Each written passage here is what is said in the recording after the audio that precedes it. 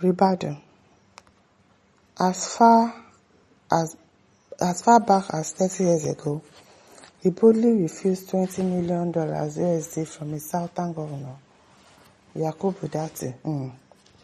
According to a report from 610 by TVC News on Wednesday, February 18, 2026, the Nigerian political sphere is currently witnessing a period of intense friction as a high-profile dispute between the former governor of Kaduna State, Nasir El-Rufai, and the National Security Advisor, Malam El-Rufai, moves into the public eye.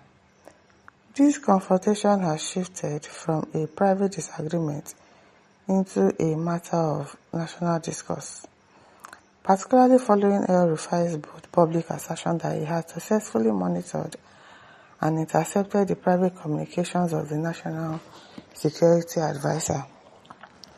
Such a claim has not only sparked widespread indignation across the country, but has also triggered significant legal and security alarms regarding the sanctity of high-level government communications. Furthermore, the former governor has stirred the pot by demanding an official explanation regarding rumors that the NSA's office was involved in the importation of thallium sulfate, a substance known for its extreme toxicity.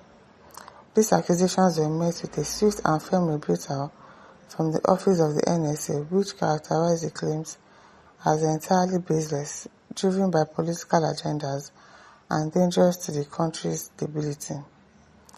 The gravity of this allegation has forced the hands of Nigeria's premier security and law enforcement institutions.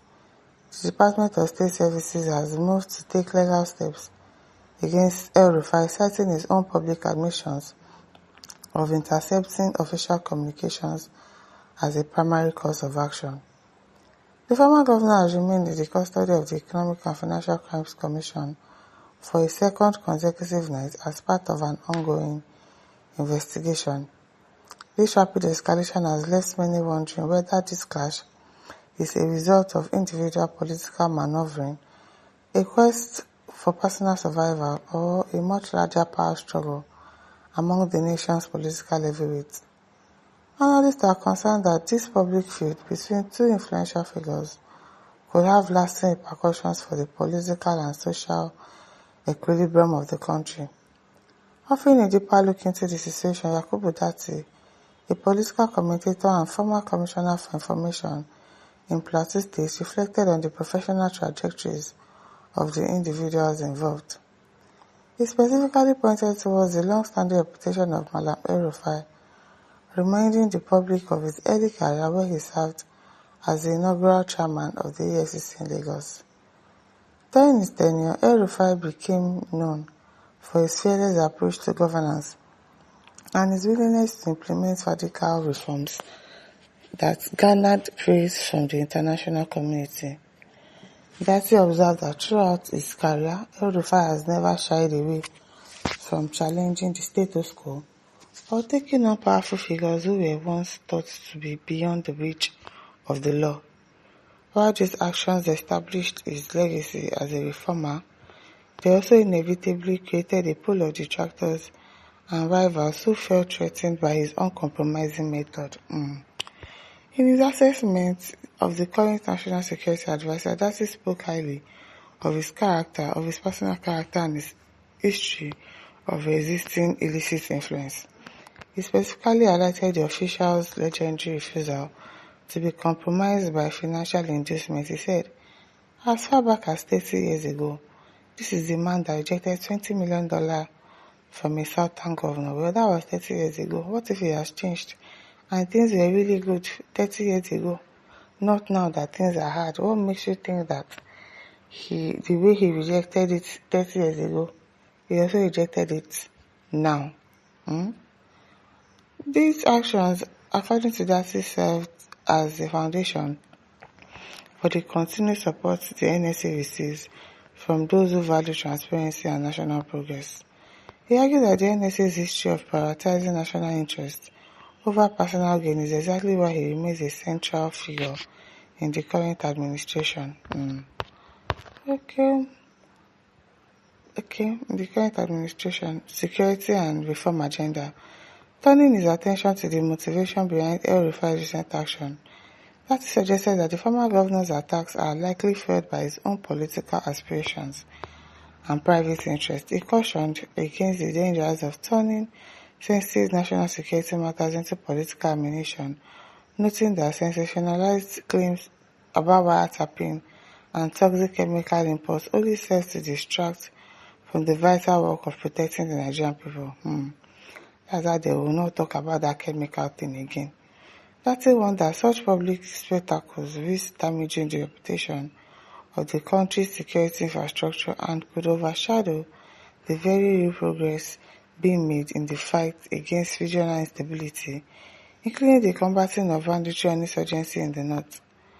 Datti also pointed to the tangible improvement in security across various northern regions. Improvement in security.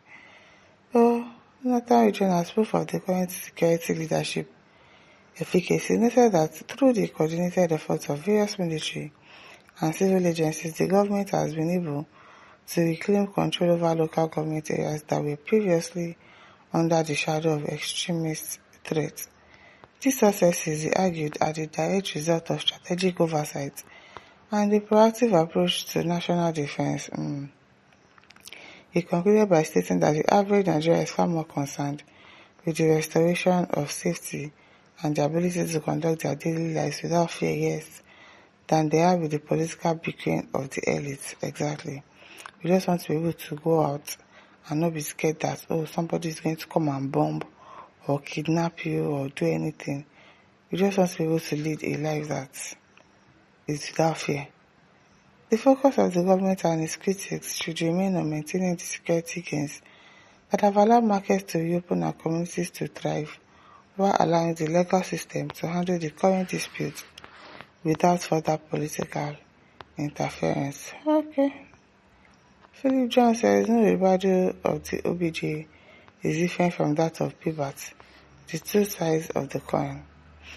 Everyone says he loves power, so he must be a criminal too. Tafik says he's an agent for the bandits, now so them go they misfire and God go they expose them all. August said that was what he told you then. Have you asked who has become 30 years after? Yes, exactly. Somebody that you trusted 30 years ago, it could have changed, really. It could have changed. It was 30 whole years ago. That's a long time. So it's possible that he has actually changed and he can collect money or bribe now. And listen, don't forget to like, to share, to subscribe. Thank you for listening. See you some other time. Bye.